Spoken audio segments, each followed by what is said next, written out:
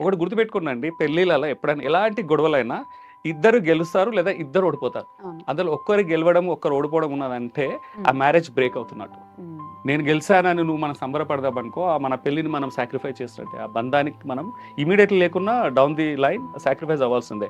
So పెళ్లిలో ఇద్దరు గెలవడము లేదా ఇద్దరు ఓడిపోవడం. ఇద్దరు ఓడిపోవడం ఏంటంటే ఒక్కరు గెలిస్తే ఇద్దరు ఓడిపోయినట్టే అక్కడ. That's what I mean to say. Okay, ఒకరు గెలిచారంటే ఇద్దరు ఇద్దరు ఓడిపోయినారు. ఓడిపోయినట్టే, ఇద్దరు గెలవాలి. సో ఇక్కడ ఏంటంటే ఫండమెంటల్ గా నేను చెప్పేది ఏంటంటే, ఏదైనా ప్రాబ్లం వచ్చినప్పుడు ఆ ప్రాబ్లం మీద ఇద్దరు కలిసి ఒక టీమ్ గా ప్రాబ్లం ని ఫేస్ చేయాలి, ఫైట్ చేయాలి. అలాగే అది ప్రాబ్లం పక్కన పెట్టి వైఫ్ అండ్ హస్బెండ్, అబ్బాయి అమ్మాయి, దే ఫైట్ ఈచ్ అదర్. అదిగా చేయాల్సింది.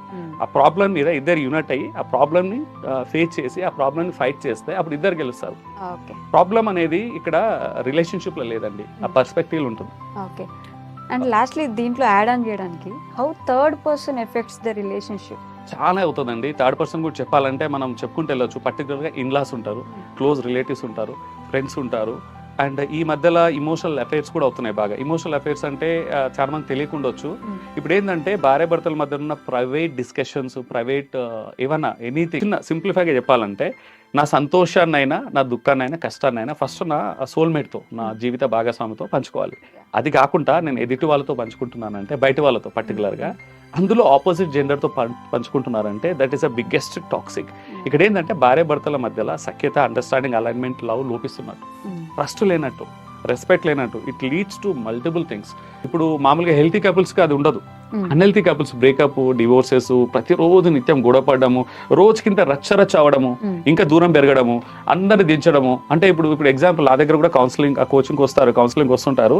ఎవరు వర్షనాలు గట్టిగా రుద్దేస్తారు. వాళ్ళ తప్పు ఉన్నా కానీ దే డోంట్ అక్సెప్ట్. ఓకే, నా తప్పు చిన్నది, తన తప్పు పెద్దది, 4 రెట్లు ఎక్కువ. లేదు, నా తప్పు ఇంకా పెద్దది, నా తప్పు ఇంకా చిన్నది, వాళ్ళ తప్పు చాలా పెద్దది. ఇది ఇలాగా ఫైట్ ఉంటుంది, టిట్ ఫర్ టాట్.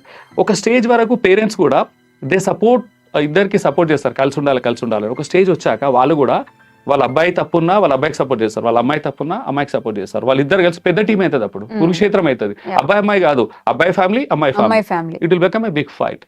సో ఇలాంటి పరిస్థితి తెచ్చుకోకూడదు మనం. యాక్చువల్గా అంతవరకు వెళ్ళకూడదు మనం. అంటే గోరుతో పోయేదాన్ని గొడ్డల వరకు తెచ్చుకోకూడదు. దట్స్ వాట్ నేను అందరికి చెప్తాను, నా క్లయింట్స్ కానీ సెషన్స్ లో కానీ.